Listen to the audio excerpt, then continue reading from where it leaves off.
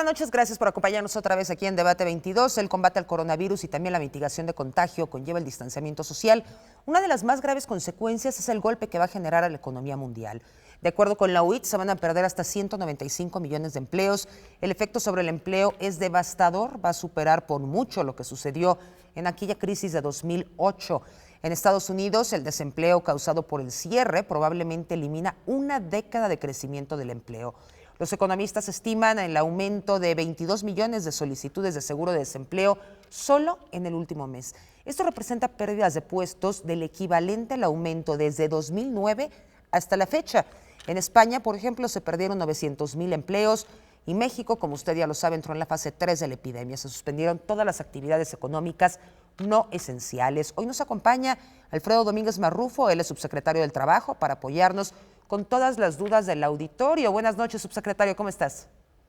Buenas noches, Kimberly. Muchas gracias por permitirme entrar en contacto con su importante teleauditorio. Muchísimas gracias. Vamos a empezar con las preguntas. ¿Hay algún fundamento legal para despedir a los trabajadores como consecuencia del COVID-19? No hay ningún fundamento. La Ley Federal del Trabajo no establece esta causal de fuerza mayor a una emergencia sanitaria como causa de terminación de la relación de trabajo, ¿no? Lo que la Ley Federal del Trabajo establece, en este caso, es que cuando hay una circunstancia de fuerza mayor, que en estos momentos es la emergencia sanitaria, lo que sucede es que se suspenden las relaciones de trabajo. Y en este caso, el trabajador, los trabajadores, una vez que se terminen los efectos o la emergencia sanitaria, se tendrán que reanudar. Por lo tanto, no hay ninguna razón para despedir a ningún trabajador y en todo caso lo que se hace es la suspensión de la relación de trabajo mientras dure la emergencia sanitaria. Secretario, acláranos un tema. ¿La suspensión de la relación de trabajo implica no pagarles? No, la suspensión de la relación de trabajo no implica dejar de pagar a los trabajadores.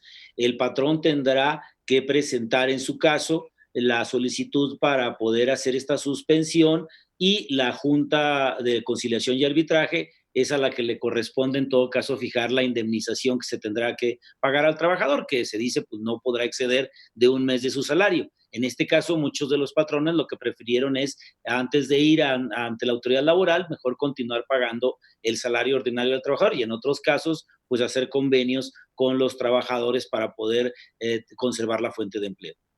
¿Cuáles son las actividades que se consideran esenciales y en caso de duda, dónde podemos consultarlas? Bien, en el acuerdo emitido por la Secretaría de Salud en el Diario Oficial de la Federación el 24 de marzo pasado, se establecieron como actividades esenciales todas aquellas que tienen que ver con servicios médicos, con servicios hospitalarios, farmacias, esto es en general los servicios de salud.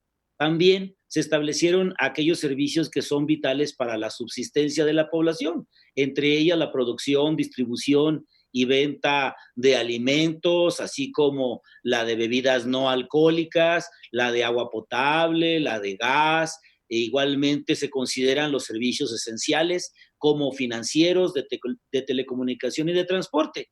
Otra de las actividades esenciales también tienen que ver con la seguridad pública, la protección ciudadana e incluso la procuración e impartición de justicia. Posteriormente, el 31 de mayo pasado también la Secretaría de Salud publicó en el Diario Oficial de la Federación una serie de empresas con actividades esenciales, entre las que se encuentran pues, los servicios de mensajería, los propios medios de información, etcétera, y entonces estableció lineamientos específicos también para que en aquellas empresas que no son de actividades, perdón, que tienen actividades esenciales, si bien continúan los trabajos, tienen que cumplir con todas las medidas de prevención de riesgos. Ahora, justamente de lo que nos estás comentando, una empresa que tiene una actividad esencial, pero que tiene población vulnerable, estemos hablando de la tercera edad, hipertensos, diabéticos, mujeres embarazadas, ¿tienen que mandarlos a sus casas con goce de sueldo? Sí, desde luego. En este acuerdo que te menciono del 31 de marzo pasado, publicó en el Diario Oficial de la Federación, se estableció que, todas estas personas en condición de vulnerabilidad es decir, personas mayores de 60 años, en estado de embarazo o con diagnóstico de hipertensión arterial, diabetes, enfermedad cardíaca, pulmonar crónica, en fin, cualquier otra enfermedad como insuficiencia renal o hepática, independientemente de la actividad laboral, si es esencial o no, tiene que ser mandado a resguardo domiciliario corresponsable, que es lo que así se denomina, con todo el pago de su salario.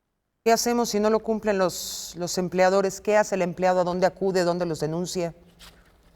Bueno, están los teléfonos de la Secretaría del Trabajo, está el 800-249-6160, puede acudir a cualquiera de nuestras oficinas de la Procuraduría Federal del Trabajo o incluso a las Procuradurías Estatales del Trabajo, que están desplegadas a todo lo largo y ancho del país, en donde va a recibir orientación legal y, en su caso, la representación en el caso de tener que demandar ante la autoridad laboral.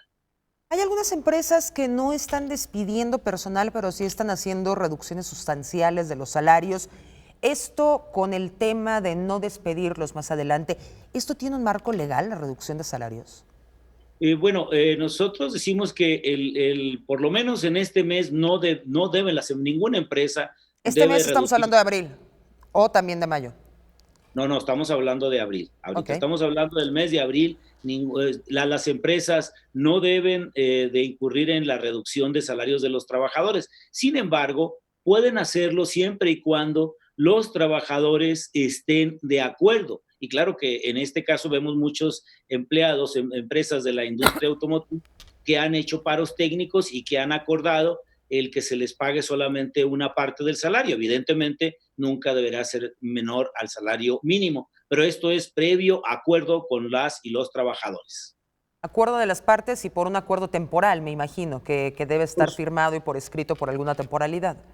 sí, por supuesto. Estos acuerdos se plasman en convenios que son presentados ante las juntas, ya sea locales o federales de conciliación y arbitraje, quienes revisan puntualmente los términos de estos acuerdos. Y bueno, pues evidentemente que para no perjudicar demasiado a lo que es la planta productiva y que pueda sostenerse una fuente de trabajo, los trabajadores acceden a que pueda disminuirse su salario. Incluso en muchos casos se está haciendo home office, es decir, no es a todos los trabajadores, sino es a una parte de los que no pueden continuar laborando en la empresa.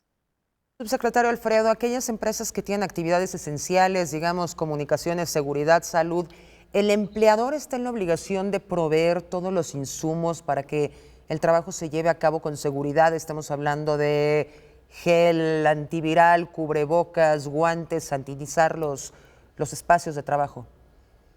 Mira, desde luego, tanto en estos acuerdos publicados desde el 24 de marzo, 31 de marzo, incluso otro del 6 de abril por la autoridad sanitaria en el Diario Oficial de la Federación, pero también la propia Ley Federal del Trabajo en su artículo 132 contempla como una obligación del patrón proporcionar a sus trabajadores los medicamentos y los elementos profilácticos que determine la autoridad sanitaria en aquellos lugares en donde estén ya determinados en la emergencia, que en este caso pues ya es en todo el país. Y desde luego, pues el patrón debe de proveer todos estos elementos para evitar el contagio. Es un derecho humano, proteger un derecho humano a la salud y al bienestar, y nosotros consideramos que es fundamental que los patrones, los empresarios, los empleadores nos ayuden en esto. Subsecretario Alfredo, ¿ustedes están supervisando que se respeten los derechos de los trabajadores? ¿Cómo lo están haciendo? Bueno, mira, la Secretaría del Trabajo y Previsión Social, a través de la Dirección Federal del Trabajo, pero también a través de la Unidad de Trabajo Digno, que tiene a su cargo las oficinas de representación en las 32 entidades federativas del país, se está realizando inspecciones en las empresas que se están reportando o que se tiene sospecha de que no son actividades esenciales y de que están laborando, que están operando, pero también en aquellas empresas que son esenciales y que trabajadores han reportado de que no están brindando y que no están cumpliendo con todas las medidas establecidas por la autoridad sanitaria. Y es en este sentido que estamos nosotros acudiendo a todas estas empresas para verificar que sean efectivamente empresas con actividades esenciales y que estén cumpliendo, y si no, hacer todas las apercibimientos de ley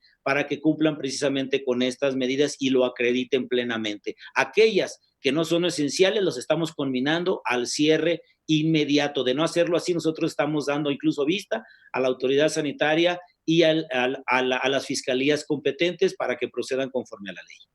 Qué maravilla. Alfredo Domínguez, subsecretario del Trabajo, te agradezco estos minutos para orientar a nuestro auditorio. Gracias, buenas noches. No, al contrario, muchísimas gracias. Gracias, y nosotros antes de irnos a una pausa le dejamos en pantalla los números a los cuales puede llamar en caso de duda. Volvemos.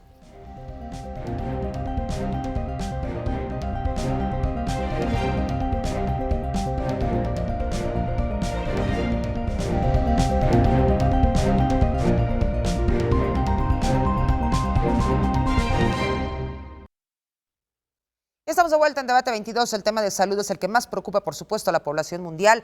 Enfrentamos un virus que aún presenta muchos enigmas para la ciencia. En México hemos rebasado los 10,000 contagiados. Entramos en la fase 3 de la epidemia y en las últimas horas hemos tenido la cifra más alta de fallecidos a causa del COVID-19.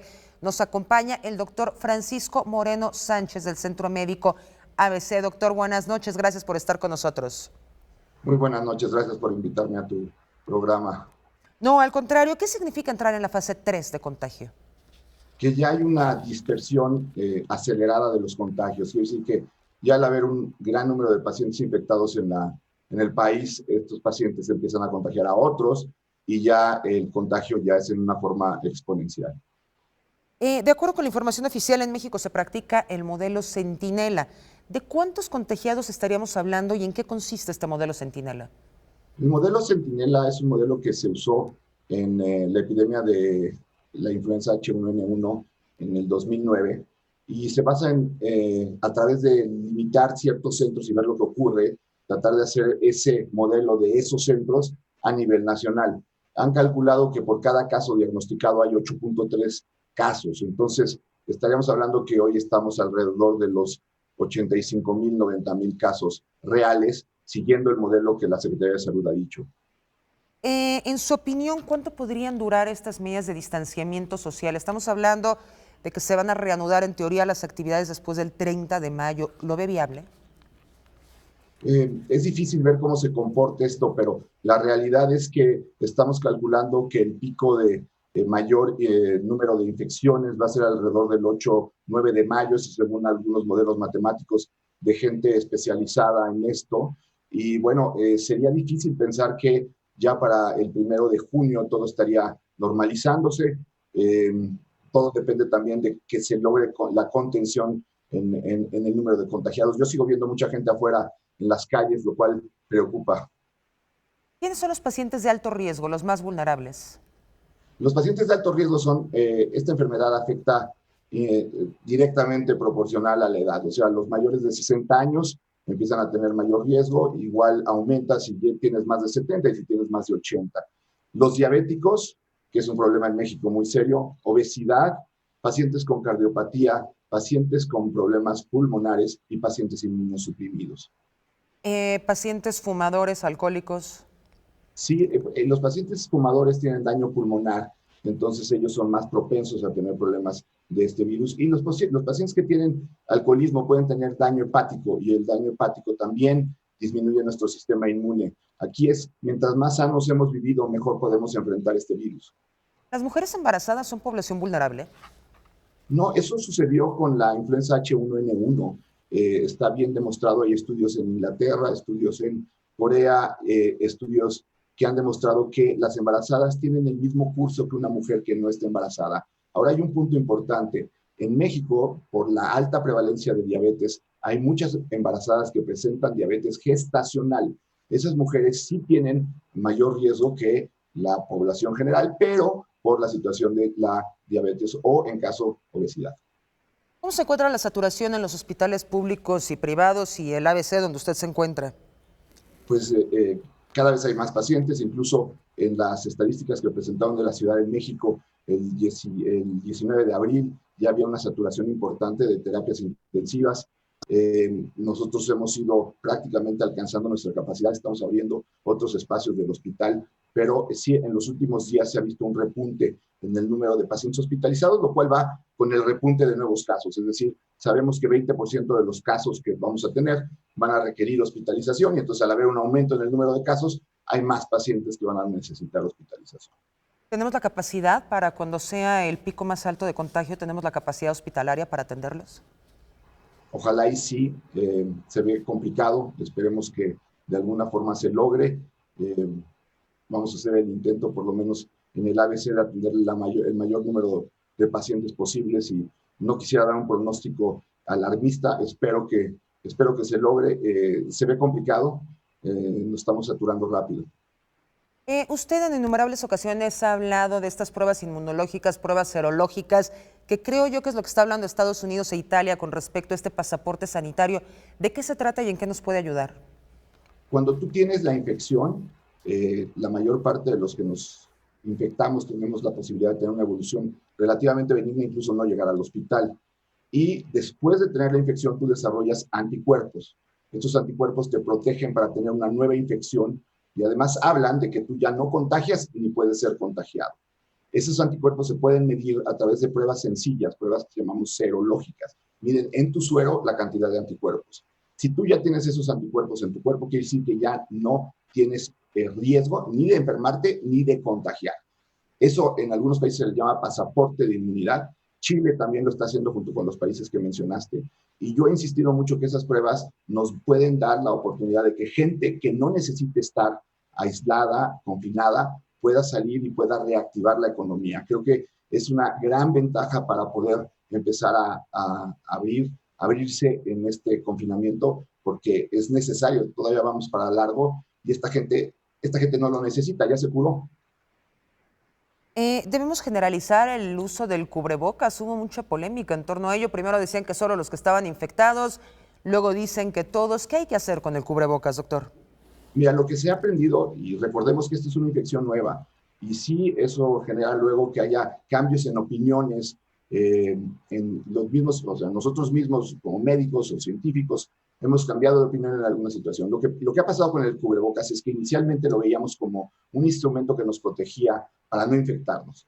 Y al ser un virus que puede entrar a través de los ojos, a través de tocar superficies y tocarnos la cara, pues hablábamos de que el cubrebocas no era todo del todo necesario. Pero hemos visto que hay un número importante de pacientes asintomáticos.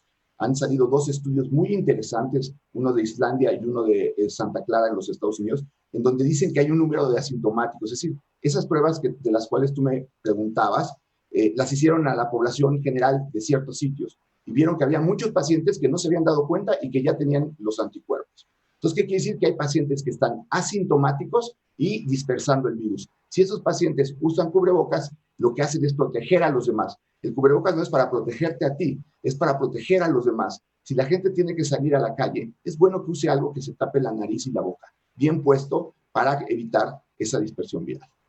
Para concluir y no quitarle más el tiempo, doctor, las agresiones que está sufriendo el personal sanitario en varios puntos del país. Mira, es de lo más triste que hay porque la verdad, los que estamos aquí, y yo veo a mis compañeros, a mis compañeras enfermeras, todos, o sea, hay gente que hace la limpieza de las áreas en donde estuvieron los pacientes y que se están exponiendo porque saben que en esa superficie está el virus y que tienen familiares. A veces tendemos como sociedad a culpar a alguien de lo que está pasando. Ojalá y se entienda que esta es una lucha de todos. No hay héroes, pero tampoco hay villanos. Y lo que queremos es trabajo que nos respeten. Ya si quieren reconocer, eso viene de más, pero yo lo que quiero es respeto. Sí, lo mínimo indispensable. Doctor Francisco Moreno, muchísimas gracias por su tiempo. Gracias, buenas noches. Gracias a ti, buenas noches. Y otra vez les dejamos en pantalla información que les puede ayudar. Continuamos.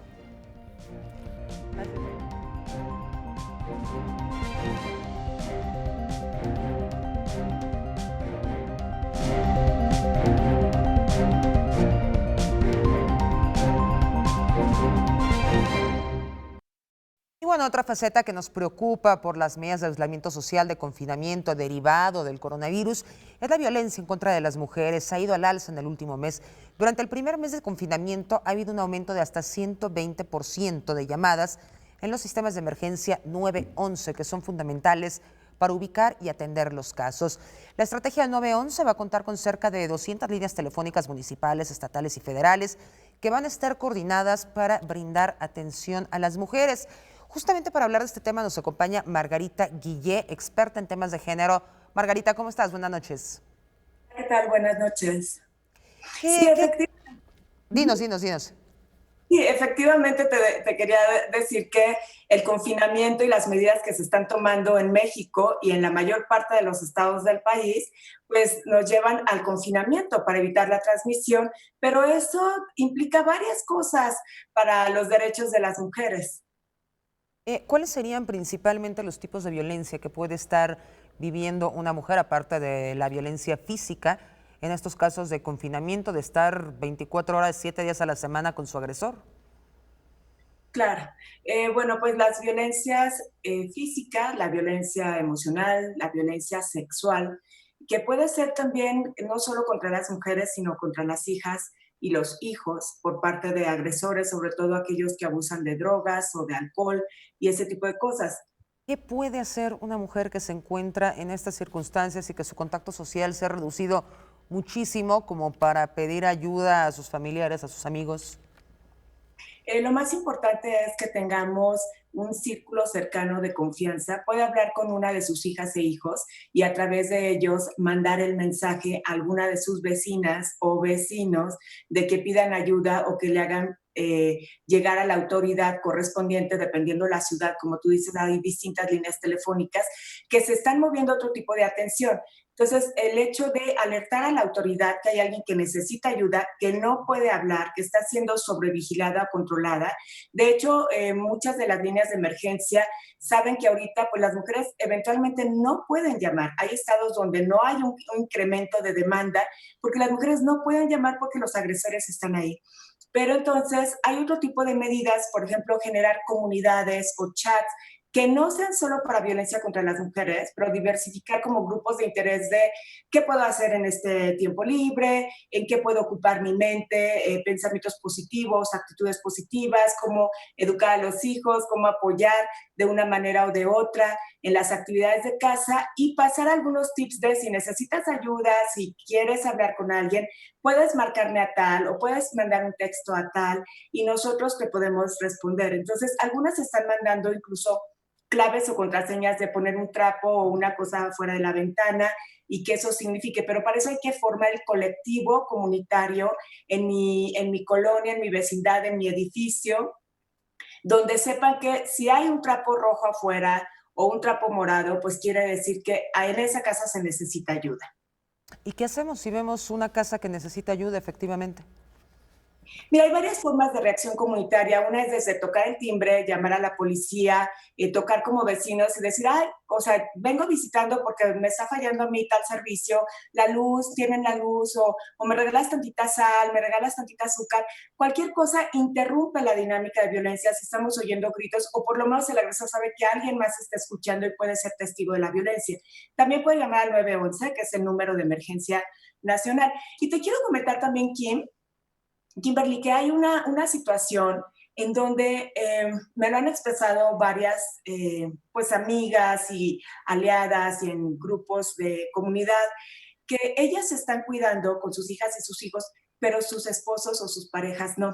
Entonces ellos salen sin cuidados, van, regresan y es muy complicado para ellas poder poner un límite.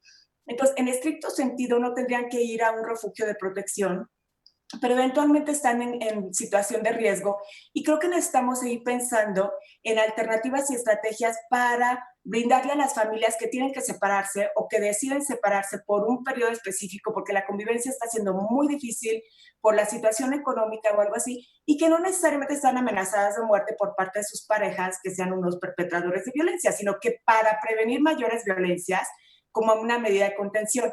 Y en ese sentido creo que se puede contar con espacios como hoteles, como hostales, que hoy no tienen ningún tipo de, pues realmente de consumidores, pueden abrir las puertas de alojamiento, haciendo alianzas estratégicas en algunas ciudades o con mujeres empresarias que puedan operar este tipo de servicios, siempre en vinculación con alguien que sea especialista, experta en el tema de la localidad.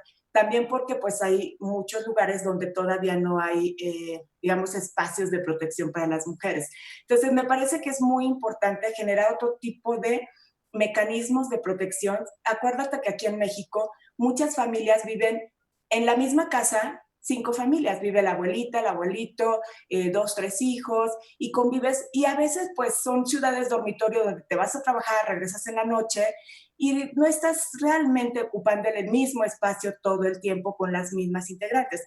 Hoy, en tiempos de COVID y de confinamiento, pues las tensiones entre las familias y que se ocupen los espacios, los baños y eso, nos ponen en alerta porque sabemos que las principales violencias de género, sexuales, embarazos forzados, producto de violación a adolescentes, a niñas, ese tipo de abusos suelen ocurrir cometidos por familiares. Claro. Incluso especialistas en feminicidios hablan que el 70% de estos son perpetrados por gente conocida, o sea, por sus parejas o exparejas. Entonces, es correcto.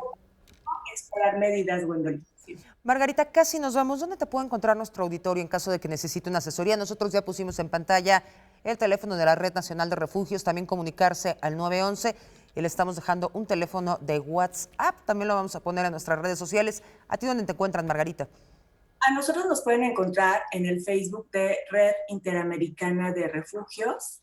Ahí me pueden encontrar, o en el Twitter de RIRE Global. Muchísimas gracias, Margarita. Gracias y buenas noches. Hasta luego, buenas noches. Gracias por habernos acompañado. Lo esperamos el próximo miércoles en punto de las 9 de la noche.